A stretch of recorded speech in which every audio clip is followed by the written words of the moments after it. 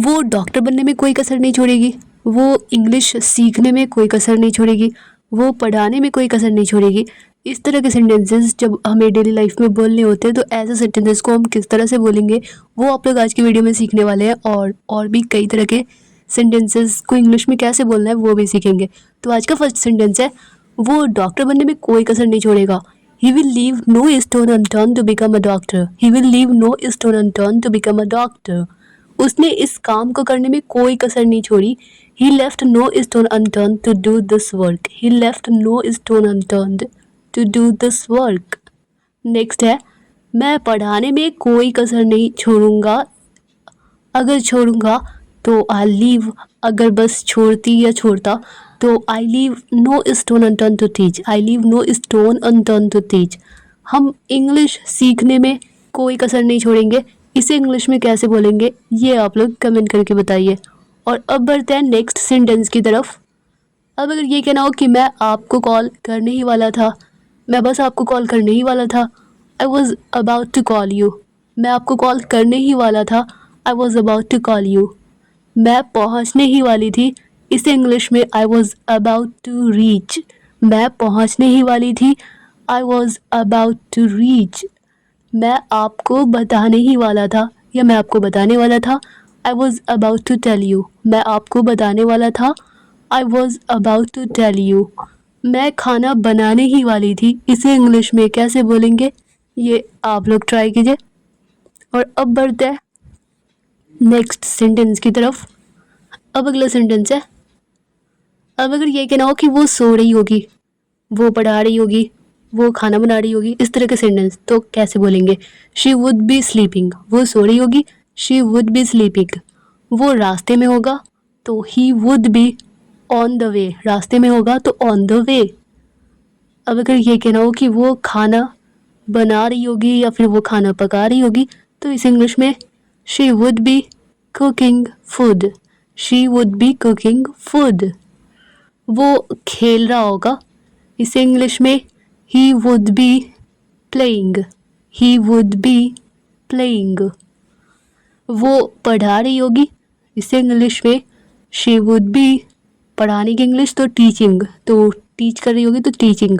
She would be teaching. वो पढ़ा रही होगी। मैं पिज़्ज़ा खा रही हूँ, मैं चाय पी रही हूँ, मैं नाश्ता कर रही हूँ, इस तरह के सेंटेंस तो मैं पिज़्ज़ा खा रही हूँ तो I am having pizza. I am having pizza. अगर ये कहना हो कि मैं चाय पी रही हूँ तो आई एम ड्रिंकिंग टी। ये थोड़ा वियर्ड सा लगता है, हमें कहना चाहिए आई एम हैविंग टी। मैं चाय पी रही हूँ, आई एम हैविंग टी। मैं जूस पी रही हूँ तो आई एम हैविंग जूस। मैं जूस पी रही हूँ, I am having juice. Next sentence है, अब डेली लाइफ में तो हम अक्सर हमें ये कहना होता है कि जैसे कि चाय P low, coffee P low, तो चाय पी लो इस इंग्लिश में हैव टी। चाय पी लो, हैव टी। अगर ये कहना हो कि कॉफ़ी पी लो तो इसे इंग्लिश में बोलेंगे have coffee. Coffee P low, have coffee. अगर ये कहना हो कि मैं घर के पास, मेरे घर के पास हॉस्पिटल है, अगर ये कहना हो तो इंग्लिश में बोलेंगे there is a hospital in my locality. There is a hospital in my locality. मेरे घर के पास एक कॉलेज है या मेरे घर के पास कॉलेज है। There is a college in my locality. There is a college in my locality. मेरे स्कूल में 2000 बच्चे हैं, इसे इंग्लिश में there are 200 students in my school. There are 200 students in my school. वहाँ एक अस्पताल है, इसे इंग्लिश में देयर इज़ अ हॉस्पिटल। वहाँ एक अस्पताल है, देयर इज़ अ हॉस्पिटल। इस तरह का सेंटेंस देयर पे बनता है, जैसे वहाँ एक अस्पताल है, वहाँ एक स्कूल है, वहाँ एक डांस क्लास है, तो इस तरह का सेंटेंस देयर पे बनता है। तो वहाँ एक स्कूल है तो देयर इज़ अ स्कूल। अब अगर ये कहना हो कि वहाँ बैठ जाओ तो इसे इंग्लिश में सिट देयर। वहाँ बैठ जाओ, सिट देयर। अगर ये कहना हो कि वहाँ जाकर खड़े हो जाओ या फिर वहाँ खड़े हो जाओ तो स्टैंड देयर। वहाँ खड़े हो जाओ, स्टैंड देयर। नेक्स्ट सेंटेंस है, कब जाना है या फिर कब जाऊँ। जैसे कहना होता है ना कि क्या करूँ तो व्हाट टू डू, क्या खाऊँ तो व्हाट टू ईट। कब जाना है या कब जाऊँ तो इंग्लिश में व्हाट, व्हेन टू गो। कब की इंग्लिश, कब या जब की इंग्लिश होती है व्हेन, तो व्हेन टू गो। कब जाऊँ तो कहाँ जाऊँ, तो वेयर टू गो। कहाँ जाऊँ तो वेयर टू गो। कैसे जाऊँ तो इस इंग्लिश में हाउ टू गो। कैसे जाऊँ, हाउ टू गो। अगर ये कहना हो कि क्या खाऊं, क्या खाऊं तो व्हाट टू ईट। क्या खाऊं, व्हाट टू ईट।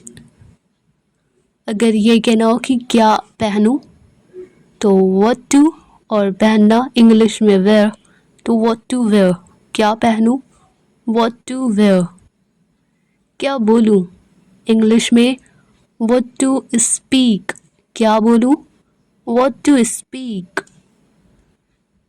अगर ये कहना हो कि कहाँ बैठूं, इसे इंग्लिश में वेयर टू सिट। कहाँ बैठूं, वेयर टू सिट। क्या पीऊँगी या क्या पीऊँ, अगर ये कहना हो तो इंग्लिश में बोलेंगे व्हाट टू ड्रिंक। क्या पीऊँ, व्हाट टू ड्रिंक।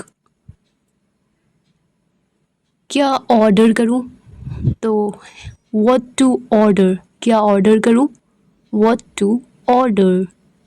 शुरू कैसे करूँ तो इसे इंग्लिश में कैसे बोलेंगे, ये आप लोग बताइए कि शुरू कैसे करूँ।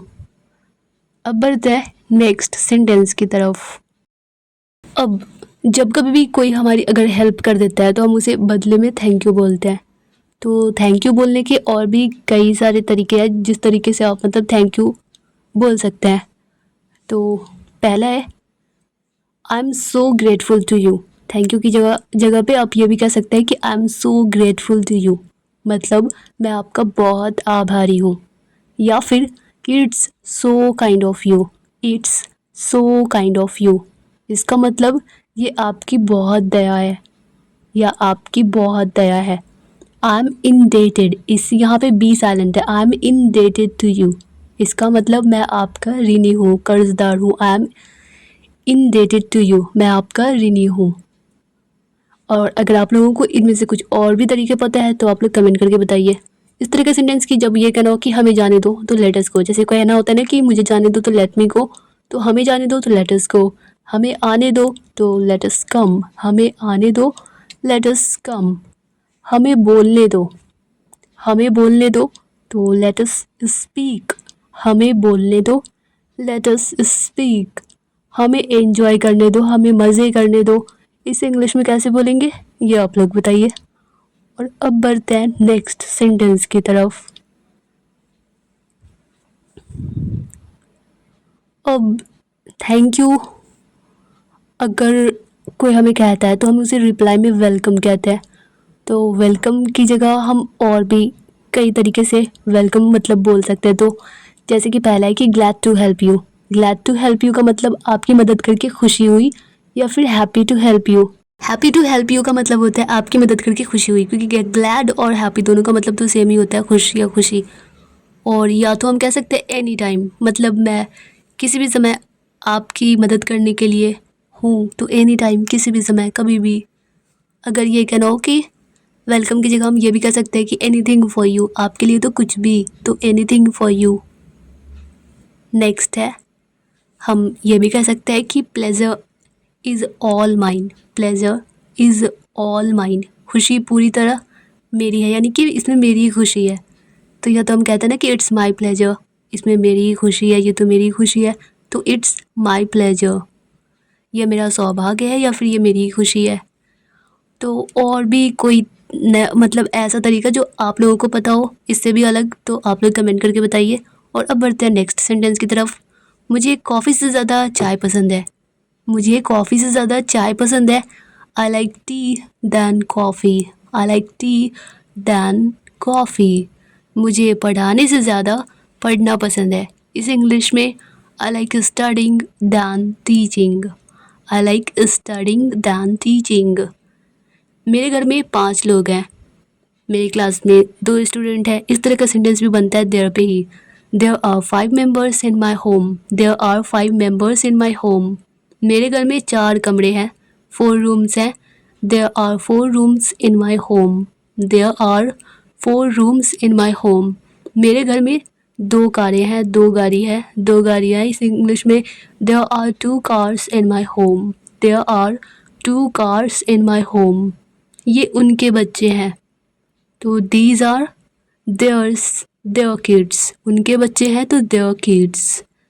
अगर ये कहना हो कि ये उनके घर है या फिर ये उनका घर है या उन लोगों का घर है, तो these are their homes. These are their homes. ये उनकी कारें हैं, उनकी गाड़ी है, तो इसे इंग्लिश में these are their cars. These are their cars. Next sentence है, तुमने कब से एक्सरसाइज करना शुरू कर दिया? तुमने कब से व्यायाम करना शुरू कर दिया? सिंस व्हेन, कब से तो since when. Did you start doing exercise? Since when did you start doing exercise? तुमने कब से यहाँ रहना शुरू कर दिया? इसे इंग्लिश में since when did you start living here? Since when did you start living here? तुमने कब से पढ़ाना शुरू कर दिया? इसे इंग्लिश में since when did you start teaching? Since when did you start teaching? तुमने कब से दिल्ली में रहना शुरू कर दिया? इसे इंग्लिश में कैसे बोलेंगे? ये आप लोग खुद ही कोशिश कीजिए. और ये था आज का लास्ट सेंटेंस. तो dear all students, I hope कि यह वीडियो आप लोगों के लिए हेल्पफुल रही होगी, आप लोगों को पसंद आई होगी. अगर यह वीडियो आप लोगों के लिए थोड़ी सी भी हेल्पफुल लगी हो, आप लोगों को थोड़ी सी भी पसंद आई हो, तो वीडियो को लाइक कर दीजिएगा. मिलते हैं नेक्स्ट वीडियो में, तब तक के लिए bye bye and take care.